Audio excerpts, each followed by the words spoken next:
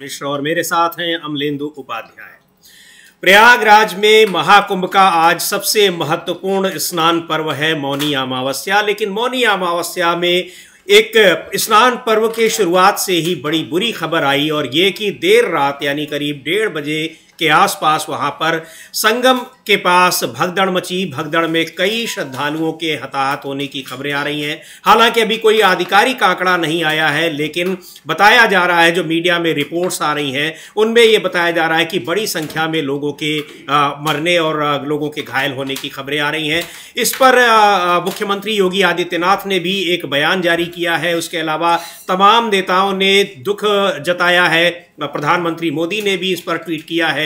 उत्तर प्रदेश में पूर्व मुख्यमंत्री अखिलेश यादव ने, कांग्रेस नेता राहुल गांधी ने, सभी नेताओं ने और तमाम लोगों ने इस पर दुख जताया है। लेकिन जिस तरह से कुंभ की व्यवस्था का प्रचार प्रसार किया गया और कुंभ की में व्यवस्था की खामियों का पिछले 3-4 दिनों से जिस तरह से सोशल मीडिया में खबरें आ रही थी, मीडिया में तो बहुत कम खबरें उस तरह की दिख रही थी, लेकिन सोशल मीडिया उन तमाम जो व्यवस्था की खामियां हैं उनसे भरा पड़ा था और इस तरह की आशंकाएं जताई जा रही थी कि ऐसी बदइंतजामी के बाद कहीं ऐसा ना हो कि कुछ बड़ा हादसा हो जाए। और आखिरकार वही हुआ जिसकी आशंका जताई जा रही थी। हालांकि अब स्थिति वहां पर सामान्य बताई जा रही है और जो अखाड़ा परिषद है, अखाड़ों ने स्नान करने से इनकार कर दिया था। इस घटना को देखते हुए लोगों से भी अपील की कि वो संगम पर ही न पहुंचे, बल्कि जहां भी उनको जगह मिल रही हो, जिन घाटों पर, वहां स्नान करें।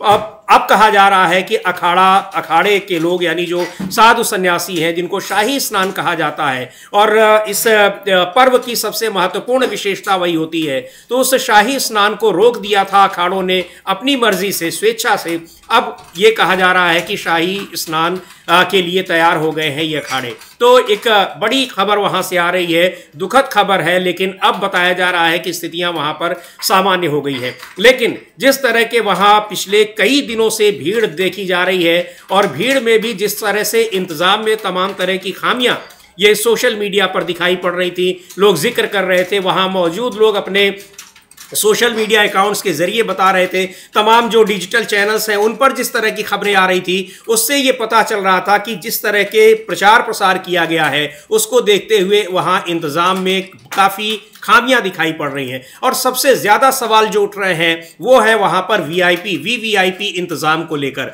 बहुत सारे आरोप पहले से ही लग रहे थे और उसके बाद जब इस तरह का हादसा हुआ तो अब तमाम चर्चाएं हो रही हैं। हालांकि जो प्रतिक्रियाएं आ रही हैं राजनीतिक दलों की तरफ से और विपक्षी दलों की तरफ से, वो भी बहुत संतुलित प्रतिक्रियाएं आ रही हैं, लेकिन तमाम लोग इस तरह की आशंका पहले जता रहे थे।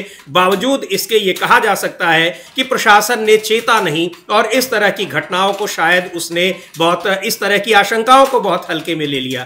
पहले सुनते हैं उत्तर प्रदेश के मुख्यमंत्री योगी आदित्यनाथ ने अब से कुछ देर पहले इस हादसे को लेकर क्या कहा है, सुनते हैं उनको, और उसके बाद इस पर और अपडेट क्या है, किस तरह से जो अखाड़े हैं शाही स्नान के लिए वो तैयार हो गए हैं, उस पर भी हम अब इसको चर्चा को आगे जारी रखेंगे। पहले सुन लेते हैं उत्तर प्रदेश के मुख्यमंत्री योगी आदित्यनाथ ने इसके बारे में क्या कहा है। प्रयागराज महाकुंभ में श्रद्धालुजनों की भारी भीड़ है।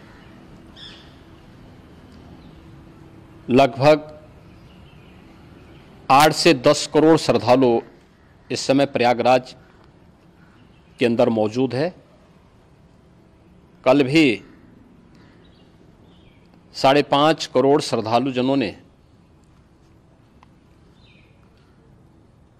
महाकुंभ का स्नान किया था। ये जो भारी दबाव श्रद्धालुजनों के कारण और श्रद्धालुओं के संगम नोच पर जाने के कारण वहाँ पर एक बना हुआ है, लेकिन पूरा प्रशासन मौके पे वहाँ मौजूद है। रात्रि को 1 से 2 बजे के बीच में अखाड़ा मार्ग पर, जहाँ पे अखाड़ों के अमृत स्नान के दृश्य से बैरिकेड्स भी किए गए थे, तो बैरिकेड्स को फांद करके आने में कुछ श्रद्धालु गंभीर रूप से घायल हुए हैं। उन्हें तत्काल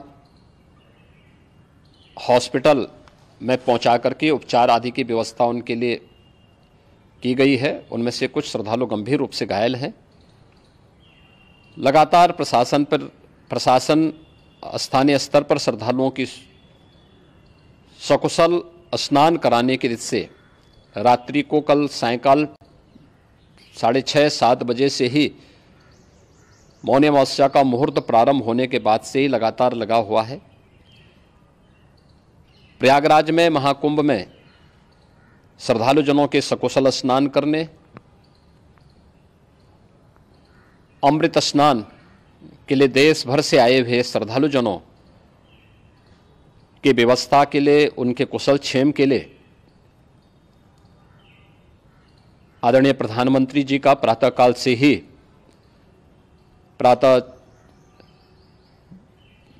ही उनके लगभग 4 बार प्रधानमंत्री जी ने हालचाल लिया है। माननीय गृह मंत्री जी ने,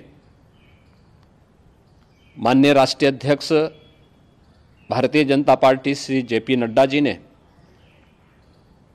माननीय गृह मंत्री श्री अमित शाह जी ने भी, और प्रदेश की माननीय राज्यपाल श्रीमती आनंदीबेन पटेल जी ने भी लगातार जानकारी लेकर के सभी के कुशल क्षेम और सकुशल स्नान कराने के बारे में निरंतर रिपोर्ट ले रहे हैं।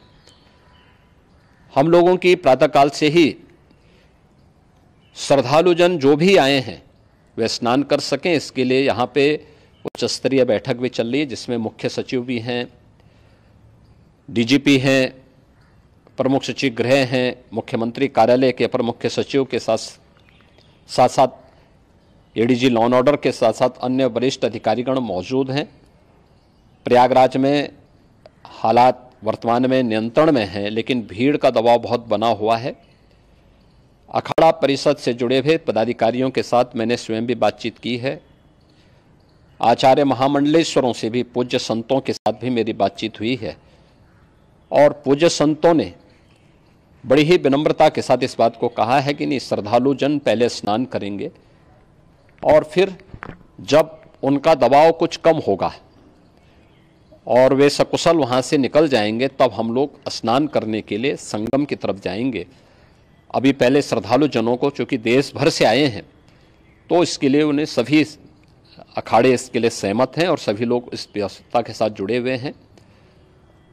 लगातार इस दिशा में हम लोगों का प्रयास है कि जो अब तक प्रातःकाल से ही आपने देखा होगा, कल मैंने बताया कि कल लगभग 5.5 करोड़ श्रद्धालु कल महाकुंभ का स्नान किए हैं, और आज प्रातःकाल तक लगभग 8:30 बजे तक 3 करोड़ से अधिक श्रद्धालु स्नान कर चुके हैं, और ये लगातार जारी है। लेकिन संगम नोच पर, अखाड़ा मार्ग पर, नागवासुकी मार्ग पर लगातार दबाव बना हुआ है, और वहाँ पर श्रद्धालुजनों की सुविधा के लिए भी हर प्रकार की वहाँ पर प्रशासन पूरी मुस्तैदी के साथ लगा हुआ है। और इसीलिए मेरी अपील है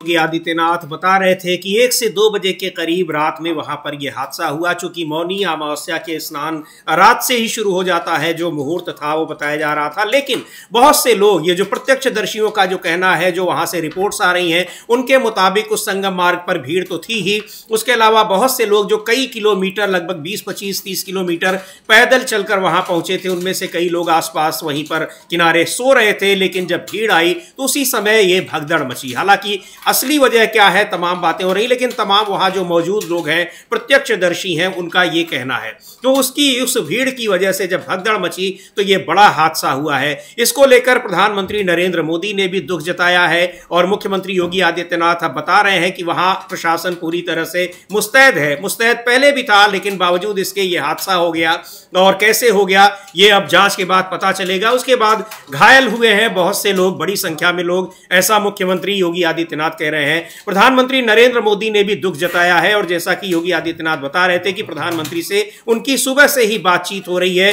वो अपडेट लगातार ले रहे हैं। प्रधानमंत्री नरेंद्र मोदी ने अपने ट्वीट में लिखा है, जो लोगों का जो ये हादसा हुआ है उस पर दुख जताया है, और उन्होंने लिखा है कि प्रयागराज महाकुंभ में हुआ हादसा अत्यंत दुखद है।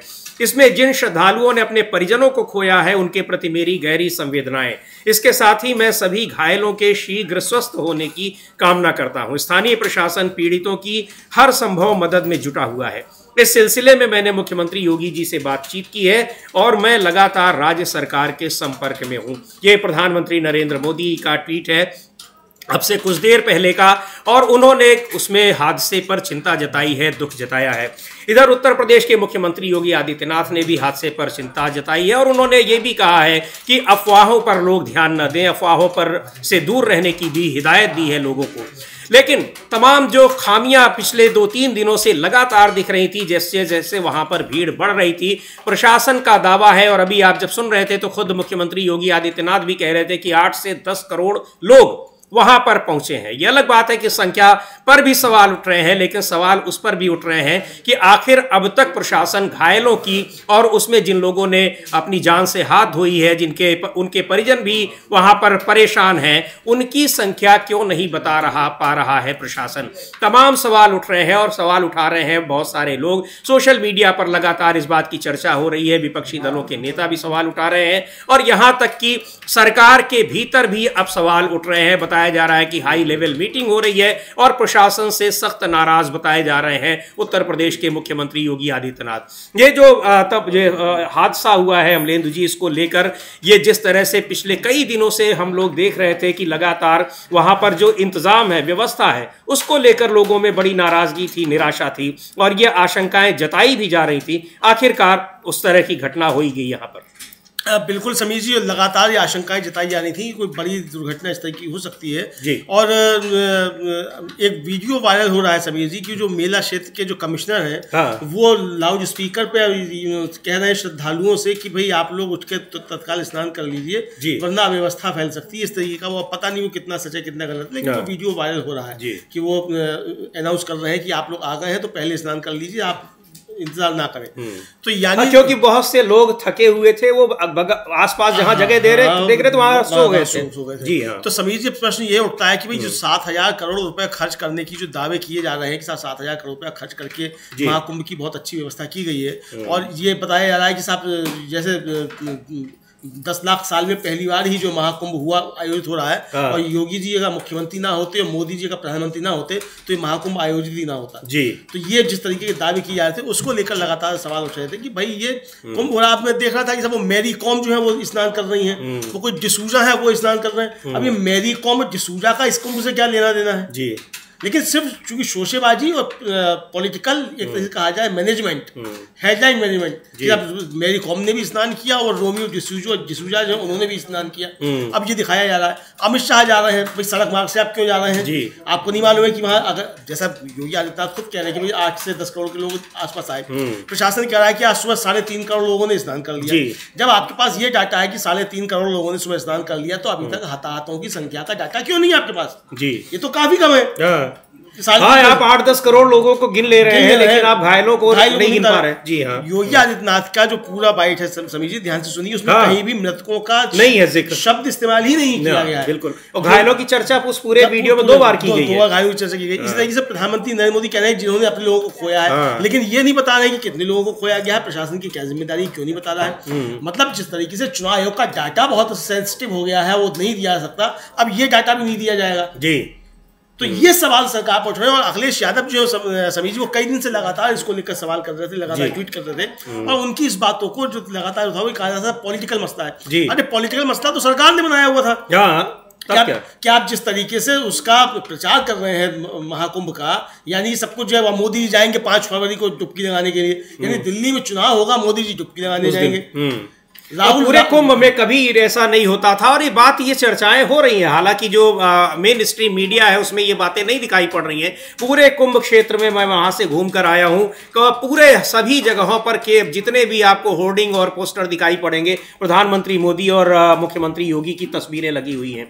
तो ये आयोजन जिसको कह रहे हैं कि दूसरे लोग आरोप लगा रहे हैं कि इसका राजनीतिकरण किया जा रहा है, तो राजनीतिक आयोजन तो इसको बना ही दिया गया और ये भी कहा जा रहा है कि इतना ज्यादा प्रचार प्रसार कर लोगों को आने की अपील कर, हालांकि जो श्रद्धालु हैं जिनको आना है वो अपने आप ही वहां पर आते हैं और आज से नहीं, जो हजारों साल पुरानी परंपरा है तब से यहां पर आते रहे हैं, उनको न किसी इन्विटेशन की जरूरत होती है, ना उनको कोई मुहूर्त बताना पड़ता है, उनको सारी चीजें ये पता है कि कब उनको आना है, कितना पहले उनको चलना है। लेकिन जिस तरह से प्रचार प्रसार किया और उसके बाद लोगों को यहां बुलाया गया, बढ़ा चढ़ाकर संख्या भी बताई गई ताकि रिकॉर्ड पर रिकॉर्ड बन सके, लेकिन उस तरह की व्यवस्था यहां पर नहीं की गई। और इस तरह ये जो बद इंतजामी है उसकी चर्चाएं पिछले कई दिनों से हो रही थी, लेकिन बावजूद इसके जो चीजें दिख रही थी उनको भी देखने की कोशिश नहीं की गई और इस तरह के हादसों को एक तरह से उनकी आशंका को नजरअंदाज किया गया। हादसे पर कई राजनीतिक दलों के नेताओं ने भी प्रतिक्रिया जताई है। देखते हैं किस तरह से समाजवादी पार्टी के नेता अखिलेश यादव ने इस पर दुख जताया है और इसके लिए एक तरह से उन्होंने प्रशासन और सरकार को जिम्मेदार ठहराया है। अखिलेश यादव लिखते हैं अपने ट्वीट में कि महाकुंभ में अव्यवस्था जन्य हादसे में श्रद्धालुओं के हताहत होने का समाचार बेहद दुखद है। श्रद्धांजलि, हमारी सरकार से अपील है कि गंभीर रूप से घायलों को एयर एम्बुलेंस की मदद से निकटतम सर्वश्रेष्ठ अस्पतालों तक पहुंचाकर तुरंत चिकित्सा व्यवस्था की जाए। मृतकों के शवों को चिन्हित करके उन्हें उनके परिजनों को सौंपने और उन्हें उनके निवास स्थान तक भेजने का प्रबंध किया जाए। जो लोग बिछड़ गए हैं उन्हें मिलाने के लिए त्वरित प्रयास किए जाएं।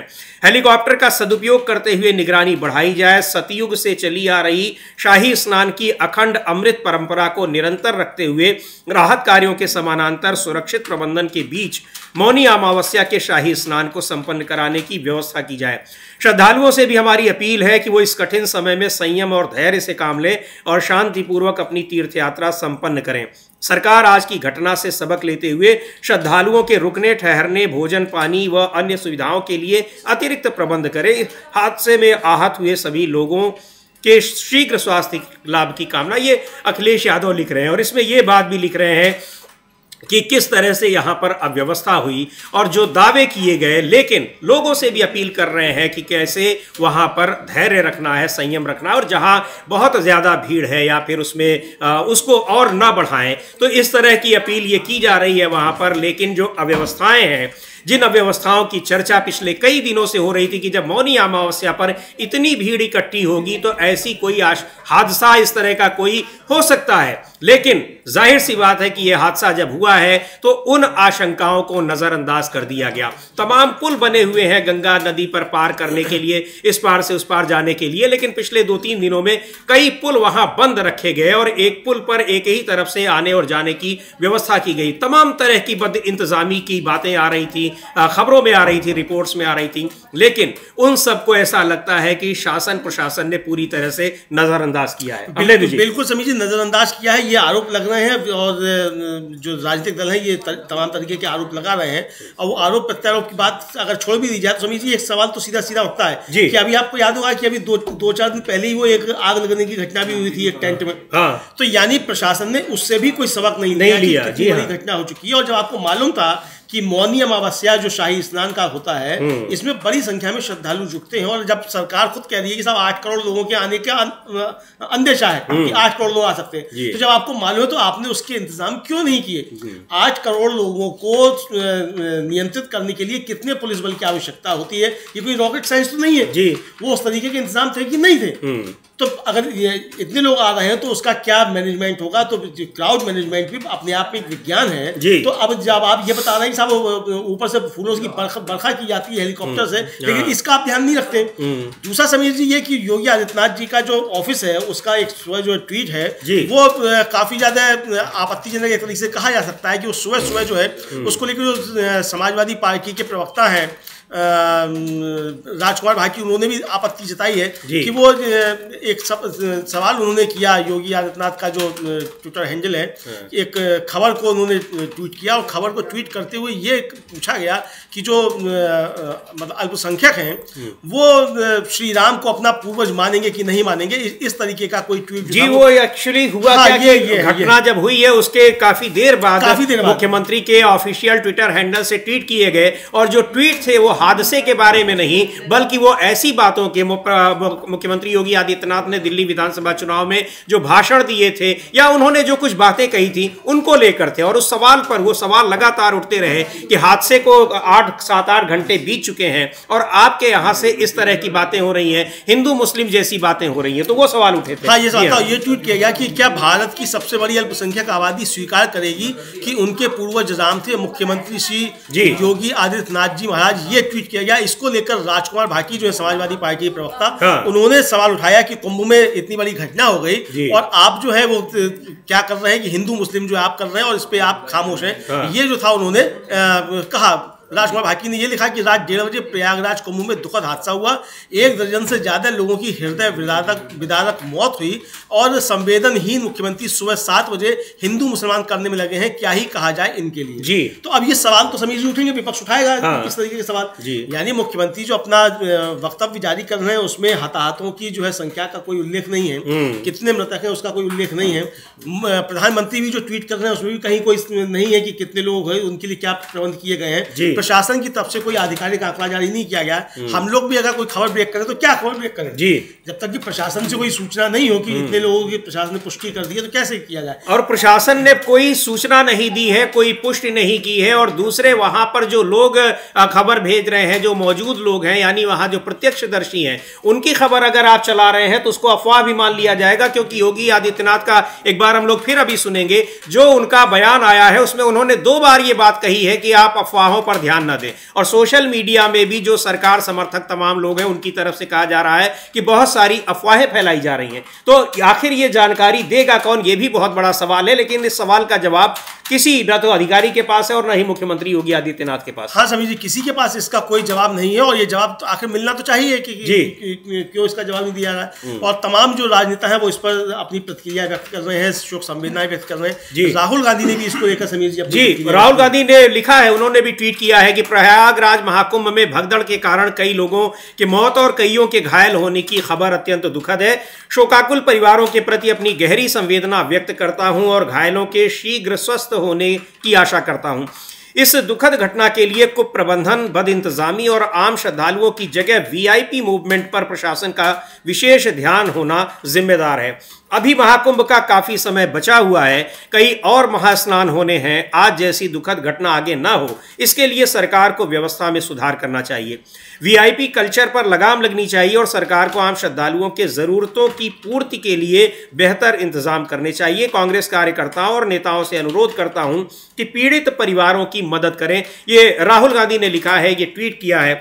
बदइंतजामी की बात यानी जो अव्यवस्था है उसकी बात इन्होंने भी की है। वीआईपी कल्चर को लेकर पिछले कई दिनों से जिस तरह से सवाल उठ रहे थे, वीआईपीज की वहां पर मीडिया तक की गाड़ियों को प्रतिबंधित कर दिया गया है, नहीं जा सकती हैं। लेकिन वीआईपीज जो है पूरी गाड़ियों के काफिले के साथ वहां जाते दिखाई पड़ रहे हैं, उस तरह के वीडियो सामने आ रहे हैं। उसकी वजह से तमाम दूसरे रास्तों को कई घंटे रोक दिया गया और लोग इधर उधर भटक रहे हैं। ऐसे भी वीडियो सामने आए जिसमें कुछ लोग कह रहे हैं कि जब वो 20-25 किलोमीटर तक इधर उधर घूमने के बाद संगम के पास पहुंचे तो उनको वापस भेज दिया गया कि यहां वीआईपी स्नान चल रहा है, आप किसी दूसरे घाट पर जाइए और स्नान करिए। उन लोगों ने सवाल किया कि जब नहीं यहां आने देना था तो पहले ही रोक देते, कम से कम हम लोग 20-25 किलोमीटर चलते नहीं, पैदल चलकर हम थकते नहीं। तो ये इस तरह की बदइंतजामी वहां लगातार पिछले कई दिनों से देखने में सुनने में आ रही थी, लेकिन उसका ना तो प्रशासन ने संज्ञान लिया और ना ही सरकार ने संज्ञान लिया। हालांकि उसके पीछे एक बड़ा कारण यह है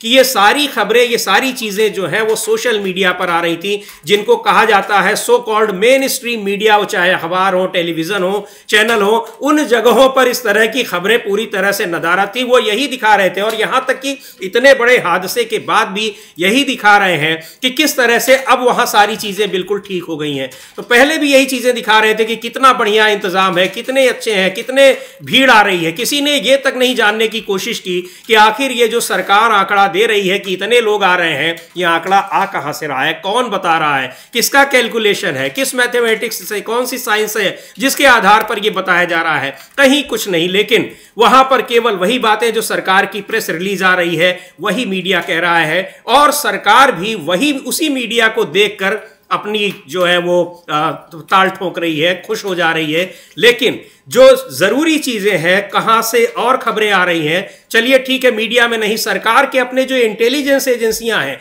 वो क्या बता रही हैं कि किस तरह की स्थिति है, कैसे इंतजाम है, क्या वो भी, उनके ऊपर भी किसी तरह का दबाव है? बहुत सारे सवाल उठ रहे हैं, लेकिन आशंकाएं पहले ही जताई जा रही थी। अगर उससे चेता गया होता, ध्यान दिया गया होता, तो शायद इस तरह की दुर्घटना, इस तरह का हादसा उससे बचा जा सकता था। बिल्कुल समीर जी, इस हादसे से बचा जा सकता था। और जिस तरीके से लगातार सवाल उठा रहे थे अखिलेश यादव जी, और वो कह रहे थे कि भाई आप इसका इंतजाम ठीक कीजिए, तो इंतजाम ठीक किया जाता। अब कई सोशल मीडिया पर समीर जी वीडियोस वायरल हो रहे हैं। एक वीडियो वायरल हो रहा है, वो एक महिला जो है, वो एक यूट्यूबर जो शुरू करता है, वैसी ही एक महिला एकदम से आ जाती है, कहती है कतई मत आना, और अमित शाह जो आया उसकी वजह से यहाँ गड़बड़ हो गई और मोदी तो बिल्कुल नहीं आए, इस तरीके की। और एक वीडियो जो है वो समाजवादी पार्टी का जो मीडिया सेल है उसने ट्वीट किया है। अब वो चूंकि कॉपीराइट का मसला आ सकता है, वो हम दिखा नहीं रहे। उसमें महाराष्ट्र से आए हुए लोग जो है वो योगी आदित्यनाथ और प्रधानमंत्री नरेंद्र मोदी के लिए बहुत ज्यादा शब्दों का इस्तेमाल कर रहे हैं कि ये मरवाने के लिए यहाँ बुलवाया था, इस तरह की बातें कर रहे हैं। तो उसके हम जिम्मेदारी नहीं ले सकते ऐसे ट्वीट्स की। तो ये केवल एक चर्चा के लिए, चूंकि सब सोशल मीडिया पे वायरल हो रहा है, तो इसकी यहाँ चर्चा करना जरूरी हो जाता है। मल्लिकार्जुन खड़गे ने भी समीर जी इसको लेकर ट्वीट किया है, जो कांग्रेस के अध्यक्ष हैं। जी, तो कांग्रेस के अध्यक्ष मल्लिकार्जुन खड़गे ने ट्वीट किया है, बहुत सारे वीडियो इस पर आ रहे हैं और लगातार इस पर, सरकार पर, उसकी व्यवस्था पर और जो प्रचार प्रसार किया जा रहा है बढ़ा चढ़ाकर उस पर सवाल उठाए हैं। मल्लिकार्जुन खड़गे लिखते हैं कि महाकुंभ के दौरान तीर्थराज संगम के तट पर हुई भगदड़ से कई लोगों की जान गई है और अनेक लोगों के घायल होने का समाचार बेहद हृदय विदारक है। श्रद्धालुओं के परिजनों के प्रति हमारी गहरी संवेदनाएं और घायलों की शीघ्रातिशीघ्र स्वास्थ्य लाभ की हम कामना करते हैं। आधी अधूरी व्यवस्था, वीआईपी मूवमेंट प्रबंधन से ज्यादा स्वप्रचार पर ध्यान देना और बद इंतजामी इसके लिए जिम्मेदार है। हजारों करोड़ रुपए खर्च करने के बावजूद ऐसी व्यवस्था होना निंदनीय है।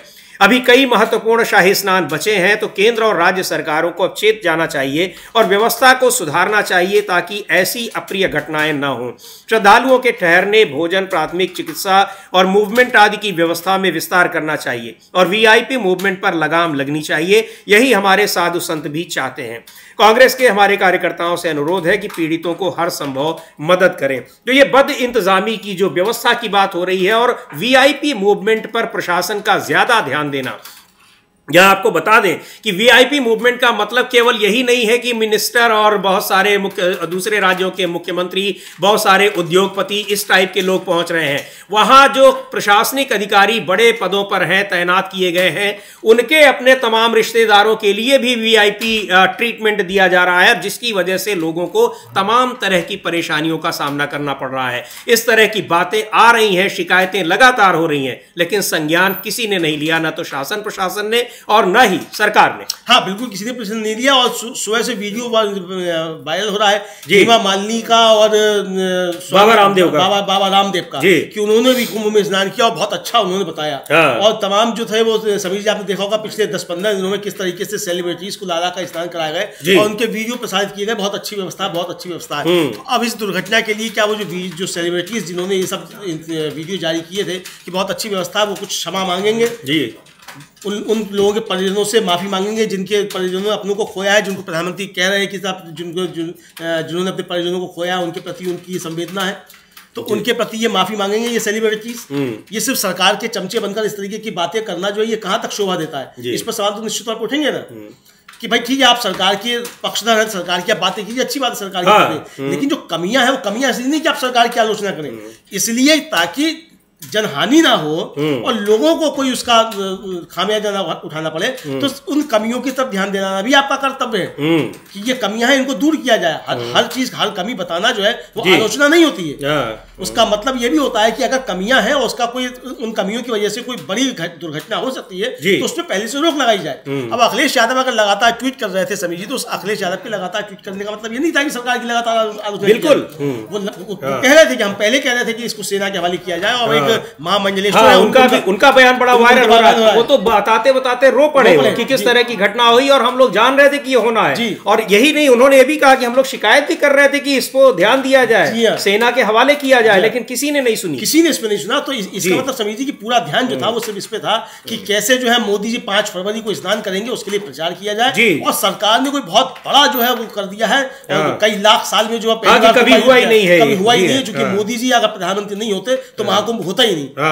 तो ये प्रचारित करने के लिए मतलब अव्यवस्थाएं जो थी उनकी तब कोई ध्यान नहीं दिया गया, और पूरा ध्यान जो था वो प्रचार पर जो था केंद्रित किया गया। प्रियंका गांधी ने भी इसको लेकर तो प्रियंका गांधी ने भी ट्वीट किया है, प्रियंका गांधी के ट्वीट को देखते हैं। लेकिन एक बात है कि इस पर जिस तरह से अब घिरी हुई सरकार नजर आ रही है, और उत्तर प्रदेश के मुख्यमंत्री योगी आदित्यनाथ का बयान वो भी लोगों को बड़ा हैरान करने वाला है। 8 साढ़े 8 मिनट का उन्होंने बयान जारी किया है, उन्होंने वीडियो बयान, आपको एक बार अभी फिर सुनवाएंगे उसको, लेकिन उसमें कहीं भी उन्होंने कोई इस तरह का जिक्र नहीं किया कि कुछ लोगों ने वहां अपनी जान भी गंवाई है। उन्होंने घायलों का जिक्र जरूर किया है, वो बताया है कि कई लोग घायल हुए हैं, उनमें कुछ गंभीर रूप से भी घायल हैं, लेकिन इसके अलावा उन्होंने कुछ नहीं कहा है। उन्होंने क्या कहा उसको हम आपको अभी सुनवाते हैं, लेकिन उससे पहले प्रियंका गांधी ने जो ट्वीट किया है, प्रियंका गांधी लिखती हैं कि तीर्थराज प्रयाग में मौनी अमावस्या के अवसर पर हुए हादसे में बड़ी संख्या में श्रद्धालुओं के हताहत होने का समाचार अत्यंत दुखद है। ईश्वर दिवंगत आत्मा को शांति प्रदान करें, शोक संतप्त परिवारों के प्रति मेरी गहरी संवेदनाएं, घायलों के शीघ्र स्वस्थ होने की कामना करती हूं। सरकार से अपील है कि घायलों के समुचित इलाज की व्यवस्था हो, मृतकों की पहचान कर उन्हें उनके परिजनों तक पहुंचाया जाए और श्रद्धालुओं की सुविधाओं को सर्वोपरि रखते त्वरित इंतजाम किए जाए ताकि आगे के सभी स्नान सकुशल संपन्न हो।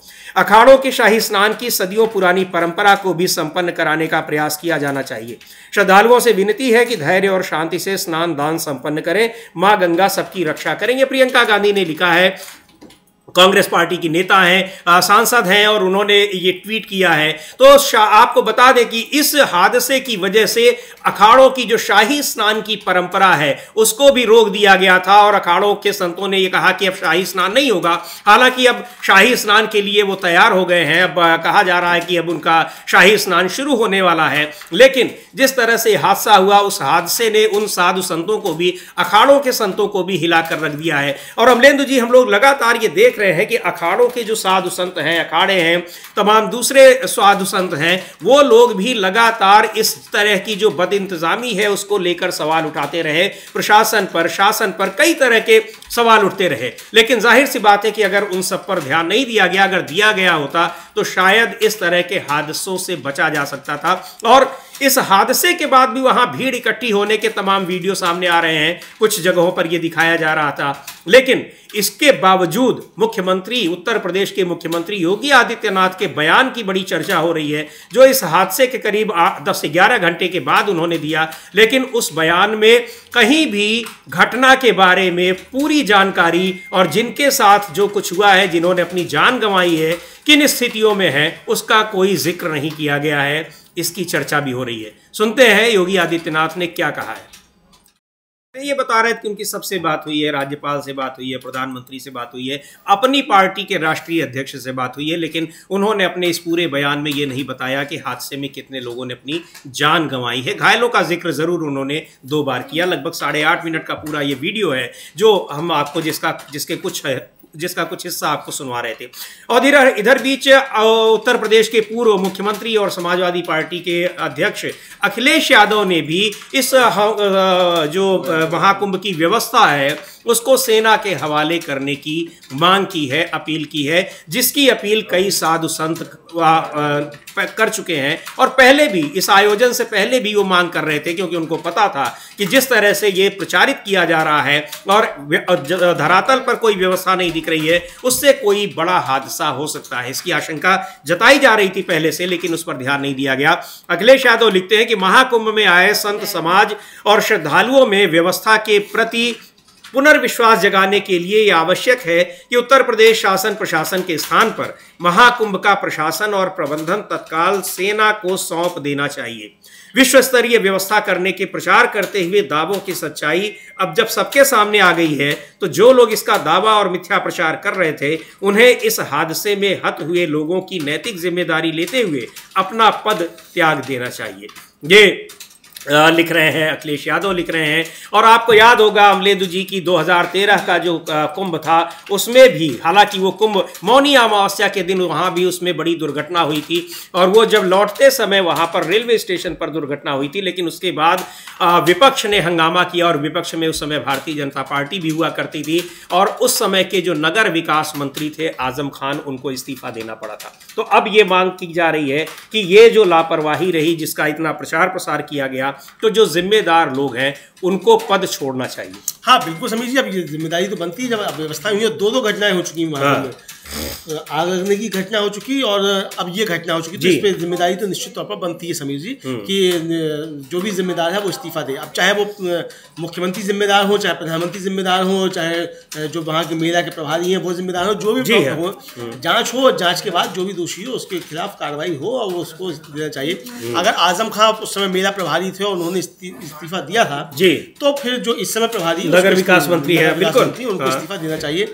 और ये शायद योगी आदित्यनाथ इस्तीफा ले भी लेंगे, ऐसा लगता है कि ईमानदार मुख्यमंत्री हैं जी और बेहद गंभीर मुख्यमंत्री हैं, तो इस्तीफा लेंगे वो ऐसा। लेकिन अमलेंदु जी इस इस्तीफा लेंगे नहीं लेंगे, क्या करते हैं, क्या कार्रवाई करते हैं, लेकिन ये भी जो व्यवस्था और बदइंतजामी की बात हो रही है उसमें उन तक भी आंच जा रही है। क्यों जा रही है? क्योंकि दर्जनों यात्राएं वो लगातार कर रहे थे और जाहिर सी बात है कि मुख्यमंत्री जब शहर में पहुंचते हैं व्यवस्था का जायजा लेने के लिए तो उस समय फिर पूरा का पूरा जो प्रशासन होता है, पुलिस होती है, पूरी व्यवस्था जो होती है उनकी आवभगत में और उनको पूरी सूचना देने में लग जाती है। इसको भी एक बड़ा कारण माना जा रहा है कि जो तैयारियों में कमी रह गई और चीजें रह गई या फिर जो पुलिस प्रशासन हर जगह उतना ध्यान नहीं दे पाया, उसके पीछे एक ये भी बहुत बड़ा कारण है। बिल्कुल समीर जी, इसके पीछे बहुत बड़ा कारण है और लगातार जो लोगों की प्रतिक्रियाएं आ रही हैं, आम जन की प्रतिक्रियाएं आ रही हैं, उनमें साफ तौर पर कहा जा रहा है कि ये जो है वो इसीलिए हुआ कि चूंकि यहाँ वीवीआईपी मूवमेंट बहुत था और पूरा प्रशासन जो था वो वीवीआईपी व्यवस्था में लगा हुआ था और आम जन की तरफ कोई ध्यान नहीं दिया जा रहा था, इसलिए इतनी बड़ी ये दुर्घटना हुई। ये लगातार जो थी बातें कही जा रही थी, जैसे हम लोगों ने बताया कि सोशल मीडिया पर तमाम वीडियो जो है वो वायरल हो रहे हैं कि किस तरीके से मेले में जो है वो अव्यवस्थाएं हैं और कोई हरियाणा से आई हुई महिला है वो कुछ कह रही है, कोई महाराष्ट्र से आया हुआ व्यक्ति है कोई कुछ कह रहा है, कोई कहीं से आया हुआ है, इस तरह की बातें सब चल रही है। तो लेकिन उस समय सरकार ने उस पर ध्यान नहीं दिया, उसी समय उन चीजों पर ध्यान दिया होता और जो प्रशासनिक अधिकारी उसके लिए जिम्मेदार है, जिनको जिम्मेदारी सौंपी गई थी कि वो व्यवस्था संभाले, उनको टाइट किया गया होता तो फिर इस तरीके की चीजें नहीं होती।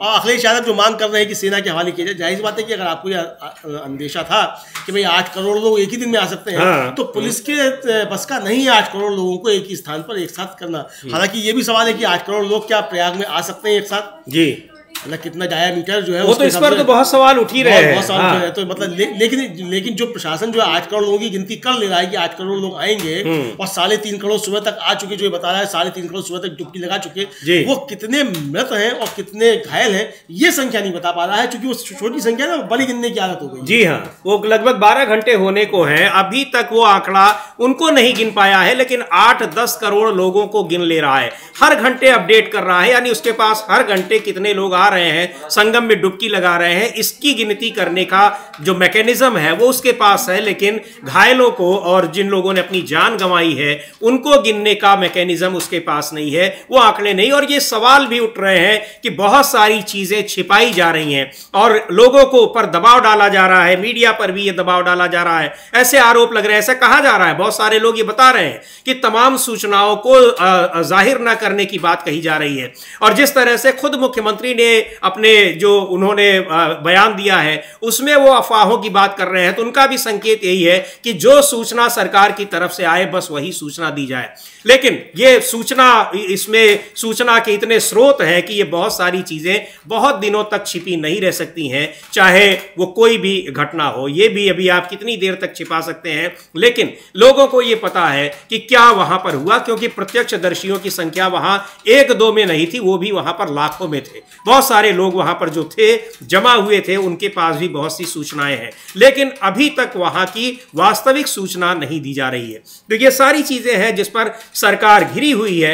मुख्यमंत्री योगी आदित्यनाथ भी जिस तरह से बयान दे रहे हैं उससे ये उनकी जो बॉडी लैंग्वेज है वो भी साफ बता रही है कि उन पर भी किस तरह का दबाव है। हाँ बिल्कुल, जाहिर सी बात है समीर जी, इतनी बड़ी जब घटना हुई है तो मुख्यमंत्री वो ये तो बता रहे हैं कि जनता का बहुत दबाव है, जनता का दबाव है, लेकिन उन पर भी दबाव है। उन पर भी दबाव है। जाहिर सी बात है कि हो सकता है किसी बहाने अब भारतीय जनता पार्टी के अंदर भी कुछ जो है वो राजनीति शुरू हो जाए जी, कि चुनाव में तो योगी आदित्यनाथ को नहीं हटा पाए, इस बहाने हटा दिया जाए। तो ये भी हो सकता है कि इस तरह की चीजें चल रही हो तो उनकी भी स्थिति समझी जा सकती है मुख्यमंत्री की, वो कितने ज्यादा दबाव में होंगे जी, क्योंकि पार्टी के अंदर जिस तरह की चीजें चलती रहती हैं, उनके खिलाफ जो षड्यंत्र होते रहते हैं पार्टी में, जो आरोप लगते रहते हैं कि योगी आदित्यनाथ के खिलाफ पार्टी में षड्यंत्र होते रहते हैं, तो वो भी बहुत सारी चीजें हो सकती हैं समीर जी। मतलब हर उसका कई पहलू होते हैं, तो इसको भी देखा जा सकता है। लेकिन इस बीच जो समीर जी और भी बड़ी खबरें आ रही है, एक बड़ी खबर ये आई है कि सुप्रीम कोर्ट ने मुस्लिम महिला अधिनियम 2019 के तहत ट्रिपल तलाक को अपराध घोषित करने को चुनौती देने वाली याचिकाओं पर सुनवाई की और सीजेआई जस्टिस खन्ना और जस्टिस संजय कुमार की खंडपीठ थी और उसने सुप्रीम कोर्ट ने केंद्र सरकार से पूछा है कि इस अधिनियम के तहत दर्ज की गई कुल एफआईआर और दायर किए गए आरोप पत्रों की संख्या कितनी है, इसका आप हलफनामा दायर कीजिए और ये अधिनियम 3 तलाक को अपराध बनाता है, ये बात है। तो सुप्रीम कोर्ट ने केंद्र सरकार से पूछा है कि इस कानून के तहत मुस्लिम पुरुषों के खिलाफ कितनी एफआईआर दर्ज की गई है, साथ ही मामले की सुनवाई जो है वो मार्च में तय की गई है। ये कि सुप्रीम कोर्ट से खबर थी। इधर समीर जी जो दूसरी चीजें हैं वो बढ़ रही है, राजनीति जो दिल्ली का चुनाव जो काफी ज्यादा बढ़ रहा है और दिल्ली के चुनाव में भी काफी चीजें आगे बढ़ रही है। तो दिल्ली के चुनाव में आरोप प्रत्यारोप का दौर और इसमें जिस तरह से अब राहुल गांधी की एंट्री हुई है और यह भी कहा जा रहा है कि अभी तक भारतीय जनता पार्टी और आम आदमी पार्टी के नेताओं के बीच आरोप प्रत्यारोप के दौर चल रहे थे, उसमें राहुल गांधी ने जो आम आदमी से जुड़े मुद्दे उठाए हैं उसको लेकर ये दोनों ही पार्टियां परेशान हैं। पार्टियां दोनों इसलिए परेशान हैं क्योंकि एक पार्टी की सरकार केंद्र में है और दूसरी की दिल्ली में है, राज्य में है उसकी सरकार। इसको लेकर अब दोनों ही पार्टियों, खासकर जो दिल्ली की राज्य सरकार है उस पर किस तरह से निशाना साधा है कांग्रेस की नेता प्रवक्ता सुप्रिया श्रीनेत ने, एक बार सुनते हैं। लेकिन दिल्ली विधानसभा चुनाव और भी ज्यादा दिलचस्प हो गए हैं। राहुल गांधी की सभाएं जब से शुरू हुई हैं और राहुल गांधी ने महू में जो उनका कार्यक्रम था, जिस तरह से उन्होंने जो जय बापू जय भीम जय संविधान ये कार्यक्रम था और संविधान की चर्चा, गरीबों पिछड़ों की चर्चा वो कर रहे हैं, उससे दिल्ली की जो राजनीति है, विधानसभा चुनाव की जो राजनीति है वो और गर्मा गई है। कांग्रेस पार्टी में दूसरी पार्टियों से आने वाले लोगों का तांता लगा हुआ है। तमाम नेता अपनी पार्टियों को छोड़कर कांग्रेस में शामिल हो रहे हैं। किस तरह से सुप्रिया श्रीनेत ने दिल्ली सरकार पर आरोप लगाए हैं, सुनते हैं उनका क्या कहना है दिल्ली सरकार को लेकर। लगा रहे हैं कि भारतीय जनता पार्टी और आम आदमी पार्टी ये दोनों ही इनको संचालित करने वाली जो संस्था है वो है आरएसएस, और इनको ज़्यादा पता होगा क्योंकि भारतीय जनता पार्टी में रहे हैं और उसके पहले ये कई आंदोलन चलाते थे। हालांकि ये भी आईआरएस अधिकारी हैं, जो अधिकारी अरविंद केजरीवाल हुआ करते थे राजनीति में आने से पहले। तो इन्होंने बहुत सारे आरोप लगाए हैं, लेकिन ये आरोप लगातार अरविंद केजरीवाल पर लग रहे हैं कि वो बी टीम की तरह से काम कर रहे हैं। और अरविंद केजरीवाल भी भारतीय जनता पार्टी की शिकायत करने के लिए आरएसएस प्रमुख को पत्र लिखते हैं। अमलेंदु जी, तो ये वो क्या बताना चाहते हैं कि वो इस बात को जताना भी चाहते हैं कि हाँ वो सच में वहीं से प्रेरणा लेते रहते हैं। हाँ बिल्कुल बिल्कुल समीर जी, ये सवाल तो उठता है कि भाई आपने आरएसएस प्रमुख को पत्र क्यों लिखा था। आखिर आरएसएस प्रमुख को पत्र लिखने का कारण क्या है कि आरएसएस प्रमुख को आप पत्र लिख रहे हैं? क्या है आरएसएस प्रमुख जो अरविंद केजरीवाल ने पत्र लिखा? इसीलिए अब लगातार सवाल उठ रहे हैं कि बी टीम है और आरएसएस जो दोनों के लिए काम करता है, अरविंद केजरीवाल के लिए और बीजेपी के लिए, दोनों के लिए काम करता है। तो ये इनका आपस का झगड़ा, इसीलिए इस तरह की बात कर रही है और इसीलिए ये सवाल उठ रहे हैं कि अरविंद केजरीवाल आखिर इंडिया गठबंधन से क्या अलग होना चाहते हैं, तो अलग होना चाहते हैं तो अलग हो जाए। ये लगातार सवाल मतलब उठाए जा रहे हैं। इधर अब जो है वो सौरभ भारद्वाज जो है आम आदमी पार्टी के जो प्रवक्ता भी हैं और विधायक भी हैं, उन्होंने हमला बोला है कि वो कौन जानता है कि अमेठी की सीट छोड़कर कौन भागा था, कौन दक्षिण में चला गया था। हाँ, लेकिन एक चीज है अमलेंदु जी की ये आरोप प्रत्यारोप अपनी जगह है, लेकिन अरविंद केजरीवाल ने हरियाणा सरकार पर जो एक आरोप लगा दिया कि वो दिल्ली के पानी में जहर घोल दिया है, ये बहुत ही एक तरह से इसको जो है वो गंभीरता दिखाती है कि किस तरह से बहुत अगंभीर मामला है। और एक ऐसे बयान अरविंद केजरीवाल अगर दे रहे हैं, हालांकि इसके लिए उनको चुनाव आयोग का नोटिस मिल चुका है। नोटिस मिल चुका है। चुनाव आयोग ने कहा है कि भाई आप बताइए कि आपके पास क्या सबूत है कि वहाँ जो ज्यादा है। आतिशी ने भी कहा है कि साहब 700% ज्यादा है अमोनिया का स्तर, जो अमोनिया का स्तर होना चाहिए। तो अब ये पूछा गया है कि चुनाव आयोग ने पूछा है कि भाई आपने यमुना के उसमें जहर होने का दावा किया था, उसका सबूत क्या है कि हरियाणा से आ रहा है। और जो वहाँ के मुख्यमंत्री हैं नायब सिंह सैनी, उन्होंने भी कहा है कि आप माफी मांगिए वरना सबूत दीजिए, वरना हम आपके खिलाफ मानहानि का मुकदमा दायर करेंगे। हरियाणा सरकार मानहानि का मुकदमा दायर करेगी कि आपने हरियाणा का अपमान किया है। तो ये जो जिस राजनीति से आए थे अरविंद केजरीवाल आरोप प्रत्यारोप वाली, वो राजनीति की तो फिर लौटना चाहते हैं, लेकिन वो समय अब निकल चुका है। तो हाँ, क्योंकि अब आप सरकार में आप 10 साल। हाँ, लेकिन ये बात आप सही कह रहे हैं कि वो उस राजनीति की ओर लौटना चाहते हैं आरोप प्रत्यारोप वाले, सबको बेईमान और खुद को ईमानदार बताने वाले। उन्होंने तो एक पोस्टर भी जारी किया किया जिसमें बीजेपी कांग्रेस के सारे नेताओं को बेईमान बताते हुए और खुद को बताया कि ये एकमात्र ईमानदार व्यक्ति हैं ये। लेकिन ये भी बात है कि राजनीति में आरोप लगाने और सबसे ज्यादा माफी मांगने का भी काम इन्होंने किया है। जितने लोगों पर इन्होंने मानहानि आरोप लगाए, उन्होंने मानहानि का दावा किया, तो ये कोई सबूत नहीं दे पाए किसी को भी किसी भी आरोप पर, और माफी भी मांगी इन्होंने कई लोगों से। हाँ, बिल्कुल बिल्कुल समीर जी, काफी लोगों से माफी मांगी, अरुण जेटली से माफी मांगी जी। मतलब एक तरह से देखा जाए तो अदालतों में जाकर माफी मांगी है। तो यही, अब आपने प्रणब मुखर्जी का भी नाम रख दिया था, बाद में आपने प्रणब मुखर्जी जब राष्ट्रपति बन गए तो आपने उनके पोस्टर हटा दिया वहां से, तो कई लोगों से आपने माफी मांगी। तो अब ये जो देखिए, किसी को भी भ्रष्टाचारी कह देना एक फैशन तो हो सकता है कि आप किसी को भी कुछ कह दें, लेकिन अगर आपके पास सबूत नहीं है तो फिर आप कितनी देर तक टिके रह सकते हैं। तो अगर कांग्रेस अपनी पर आ जाएगी तो आपसे अगर सबूत मांगने लग जाएगी, यहाँ से भी अगर शुरू हो जाएगा तो नया विवाद शुरू हो जाएगा। दूसरा समीर जी, कहा यह जा रहा है कि आम आदमी पार्टी और कांग्रेस के बीच जो विवाद है असल में इसकी जड़ में पंजाब की इनकी सरकार जो वो है जी, और पंजाब के जो कांग्रेस है उसका बहुत ज्यादा जोर रहा कि इनके साथ कोई समझौता नहीं किया जाए, क्योंकि ये पंजाब में वही कर रहे हैं जो केंद्र में मोदी सरकार कर रही है, यानी प्रताड़ित करना विपक्ष के कार्यकर्ताओं को, फर्जी मुकदमे लगाना, इस तरह के काम ये पंजाब में कर रहे हैं। और इसलिए पंजाब की पुलिस की सुरक्षा को लेकर दिल्ली में अरविंद केजरीवाल पर सवाल उठे। तो अब ये आरोप प्रत्यारोप की बातें अलग है। बहरहाल कुल मिलाकर चुनाव त्रिकोणीय है, और त्रिकोणीय मुकाबले में राहुल गांधी की एंट्री ने इस सियासी घमासान को काफी ज्यादा दिलचस्प बना दिया। जी बिल्कुल, और जिस तरह से पंजाब पुलिस की एंट्री की बात आप कर रहे हैं, और सबसे पहले संदीप दीक्षित ने ही आरोप लगाया कि पंजाब पुलिस की गाड़ियां यहां घूम रही हैं, वो चुनाव प्रचार में लगी हुई है। उसके पहले अरविंद केजरीवाल आरोप लगा रहे थे कि यहां दिल्ली पुलिस जो है वो भारतीय जनता पार्टी के चुनाव प्रचार में लगी है। तो पुलिस को भी चुनाव प्रचार में घसीटने का काम अगर भारतीय जनता पार्टी ने किया तो आम आदमी पार्टी भी वो करती दिखाई पड़ रही है। और शायद इसीलिए जब उदित राज कह रहे हैं कि ये दोनों ही पार्टियां एक ही विचारधारा से संचालित हो रही हैं और इनकी डोर एक ही जगह बंधी हुई है, और वो जगह है आरएसएस यानी राष्ट्रीय स्वयंसेवक संघ।